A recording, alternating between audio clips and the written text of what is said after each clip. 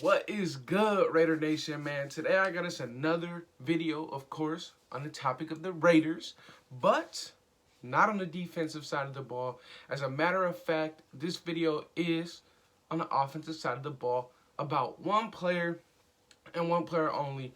What should the Raiders do with offensive tackle Trent Brown, man? All right, let's get into it, man. We all know there's pros and cons to getting rid of him, man. His contract is hefty. You just seen somebody get signed today for $15.5 million, J.J. Watt, and he's an All-Pro Defensive Player of the Year, all that kind of stuff. And Trent Brown's only getting $1 million less, and you can argue what's going on with that, right? So, starting off, we know that Trent Brown, he is an elite talent when he is on the field. When he is on the field, we've seen it. We went to Chicago. We went to London against a guy who wanted a revenge game, Khalil Mack, and he completely shut him down. He one-on-one shut him down. There's no doubt. There's no doubt that a guy with his stature, 6'8", 380 pounds, that should be his playing weight. That should be where he's at. But it must be trying to move a mountain, trying to get past him, you know. With Trent Brown, you know, I'm up and down with him. I really do like him. It's more than just his contract. It's more than just his overall play, you know. Like, here's what I'll say about Trent Brown. I know that a lot of, let's say 70% of Raider Nation wants him out, and I understand why. But what I will say is that it's not, you know, I feel like we should relax on Trent Brown for a second, you know. It's not all on him whatsoever. It really isn't. He might have made some bad decisions. Yes, he did. But it's not all on him. I feel like I've done it. I know most of us in Raider Nation have done it. We got so mad at Trent Brown because we knew how valuable he is to this team. Like, we knew what our offense is, what our running game is, with and without him. And that's why I feel like we all overreacted. Yes, I'm going to say we overreacted a bit on Trent Brown because he's an elite player, bro. Like, you look at the year that he was getting his contract. He didn't let Brady get touched in that Super Bowl run. He came to the Raiders. He didn't let DC get touched. Then he got hurt in the last 2 games, but, you know, we didn't expect anything of it. He didn't let DC get touched. He wasn't letting a soul get to his quarterback. And you know what? Matter of fact, it was much more than just a passing game, man. What he did for this run game was huge. And that's why I feel like we overreacted so much, because week in and week out, we're all, damn, we can really see that we're making huge strides this year, and we need our best players out on the field. And Trent couldn't be out there. And, you know, I don't think that it's all his fault. So, hear me out. Week 1, he had his calf problem. He got hurt. Calf injury was bad, right? I think he only played 1 snap that game. First snap of the game, he was out. At that time, we weren't all, oh, get him out of here. He's useless. We weren't saying that. We were like, all right, you know, injuries happen. Comes down the line, Chargers game. He's healthy. He's about to play. Our freaking doctors almost killed the man, bro. That's not on him. That isn't on him. If I almost died and I got, let's be honest, Raider Nation is ruthless sometimes. When we don't like a player, we get after him. And when you almost just died, you're probably in the hospital. You thought you were about to play this football game, and you got thousands, if not hundreds of thousands, maybe even millions of people. Get him out of here. He's not good. This fat dude is not ready. Dude, everybody was attacking him for something that he couldn't control. Our own doctors, the Raiders' doctors, almost killed this man, and we were attacking him as if it was his fault. We should never do that. Ever. Ever, ever, ever, ever, ever. And yes, he did not get on the field after that, and the reason why he didn't get on the field after that was his fault. It was his fault. You know, he wasn't going to recover from him almost dying in 3 weeks. He needed some time. He took his time, and I understand it, bro. Like, it was a serious problem that happened. I would have taken my time too. But, like I said, those first two things that led him to being out on those sidelines this year were not his fault. And we need to take accountability in that as a fan base, bro. We need to realize injuries happen in football. His calf got injured. It happens. We cannot get mad at him for that. Then he works out, he works hard to get on that field again. And the game day, our freaking doctors almost kill him. That's not on him. That is not on him. And we need to really look ourselves in the eyes and be like, all right, maybe we should ease out on this guy. But what he did after that was also not good on his part. We need to take accountability, but he does as well. He needs to realize that, yes, the doctors did almost kill him, but if you were really motivated, you would have wanted to get on that field as soon as possible. And after his second, outburst with injury and almost freaking dying, it looked like he lost hope this year. We all seen the reports, this man ballooned up to 400 pounds. That's his fault. That is his fault, yes. We can blame him for those things, and that's when people really get rubbed the wrong way. When, people do see those two things that did happen prior that weren't his fault. But then you see a guy who's not motivated and he's not ready to get back on the field. And this man is just a professional athlete eating whatever the hell he wants, doesn't care. He just got his big paycheck. That's the thing that rubbed me the wrong way. And I do understand, that is why when I seen the reports and all that kind of stuff, him going up to 400 pounds, bro, that is not okay, bro. That is what rubbed me the wrong way. Not because our doctors almost killed him, not because his freaking calf. No, those things happen. I'm not mad at him for that.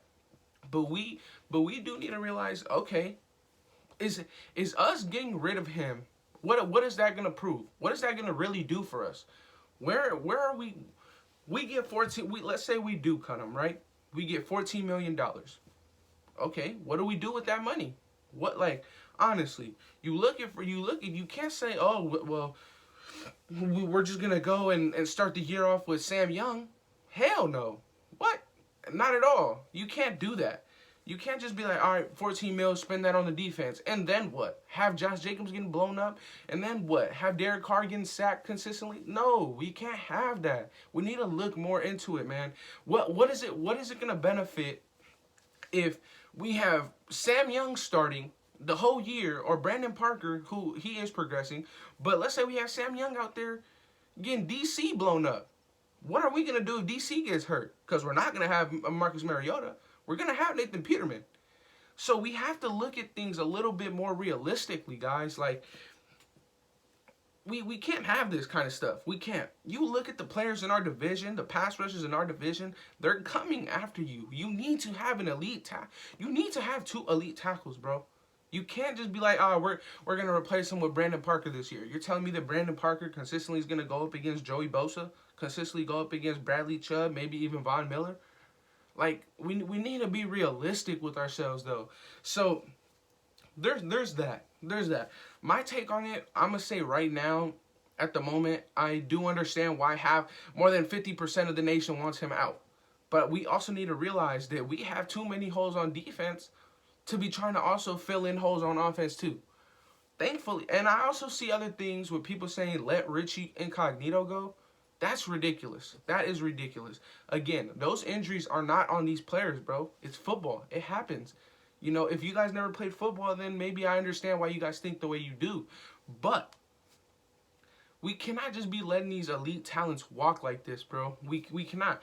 I'm going to say it right here, right now. In my opinion, I think we should keep Trent Brown. We really should. We don't need to be letting him. We shouldn't be cutting him just to try and fill him in with somebody who shouldn't be there. I don't think that at all. I'm gonna just be honest. Like I said, I think we should keep him. Just imagine a full healthy offensive line again, bro. You're gonna have Colton Miller. You're gonna have Richie Incognito, Rodney Hudson, Gabe Jackson, Trent Brown. That is a top 2, top 3 offensive line. We need to have that if we want to be able to make that step into consistently beating the Chiefs. We beat the Chiefs with, I think, almost both games without Trent. Yeah, we could win with him. But how much in those Chiefs games did we run the ball? We didn't run it. We were in shootouts with the Chiefs. And when we did, if you really pay attention to the games, how many times with Trent Brown out did we really try and dominate that right side of the ball? We couldn't. We couldn't. It was really hard trying to make anything happen on that right side of the ball with Sam Young out there, bro. I'm gonna just say it. Like I said, I think we should keep Trent Brown. I understand if we do get rid of him, I understand. But from my standpoint, I feel like we need to look at all the other reasons to like why we should calm down on him. Like, it wasn't his fault that he got injured. Injuries happen. It wasn't his fault that our doctors almost killed the man. It was his fault that he decided to gain 20 to 25 pounds. Yes, that was his fault. And that's not a good look at all. So if that's the reason why he gets cut or gets traded, I understand.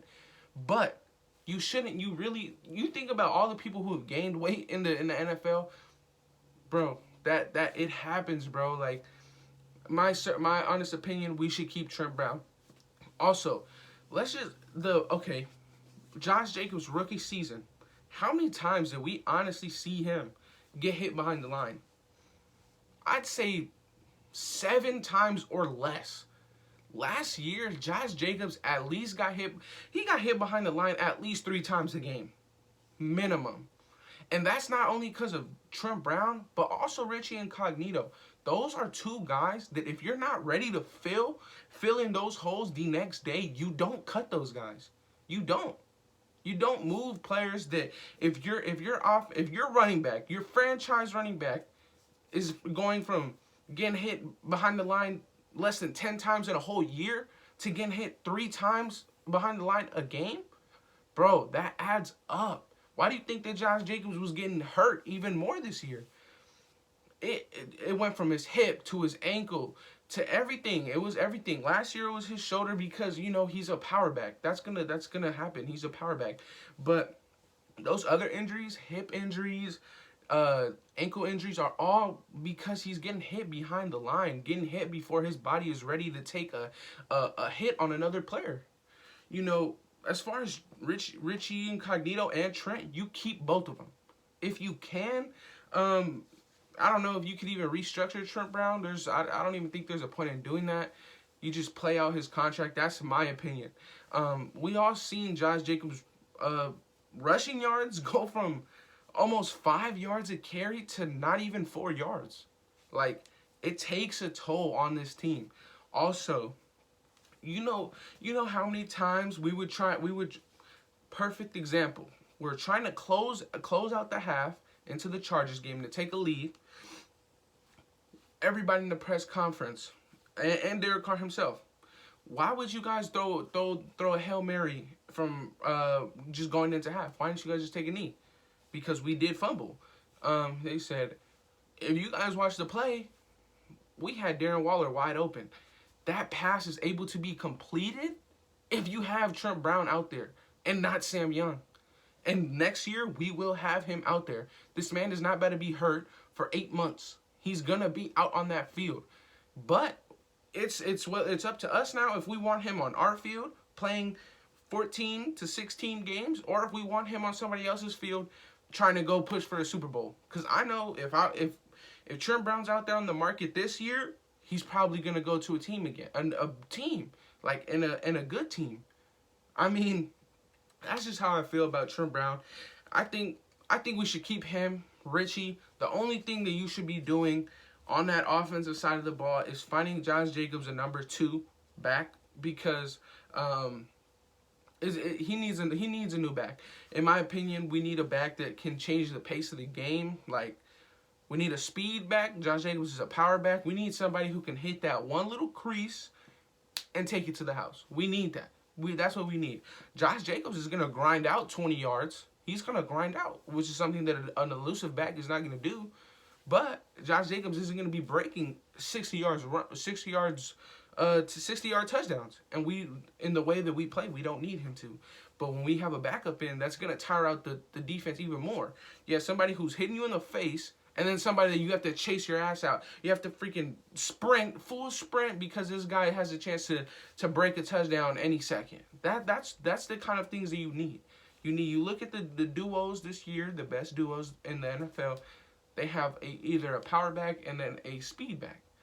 Dalvin Cook is he's everything, but in the Saints, you got Alvin Kamara, very elusive, and you got Latavius Murray, who is a power back. You need to have good things. Kareem, he has speed. He has a lot of speed. Nick Chubb, power back. I'm telling you, we need to have those kinds of things. And like I said, with Trent Brown, you keep him, in my opinion. Like I said, we need to ease up on the guy. We really do. It's not out of the 3 reasons that he was out this year, 2 of them weren't his fault. He couldn't control them. One of them was his fault, but we need to get over this. We need to get over this because that $14 million, we know what we're gonna get if he's healthy. We know what we're gonna get out of that. We're gonna get an elite player who's not even gonna let the Khalil Macks of the NFL get near Derek Carr. And then we go and let's say we do something dumb with his $14 million. Well, there we go. We just wasted it. Like, we also need to realize that we can't just be like, oh, we're gonna get rid of him, and then we're just gonna pick up somebody in for $5 million. $5 million? That's not gonna protect Derek Carr. you look at Derek Carr he's not a scrambler, bro. He's gonna get hit. You look at the one of the best escape artists in the NFL when it comes to escaping sacks, Russell Wilson. He's the guy that's gotten sacked the most because they don't put anybody to protect him. I'm telling you, we need to ease up on Trent Brown. This is just how I feel. Let me know if I'm crazy, man. I really don't. I really think we should just keep him. Keep Richie, too. I don't know why anybody would even think for us to try and cut him. I think that's dumb. But, like I said, let me know in the comments. What do you guys think we should do with Trent? I think we should keep him. I know a lot of you guys want him out of here, and I understand why. But yeah, like I said, let me know in the comments what you guys think. Let me know in the comments also what kind of videos you guys would like me to make. Subscribe if you can. And yeah, that's it.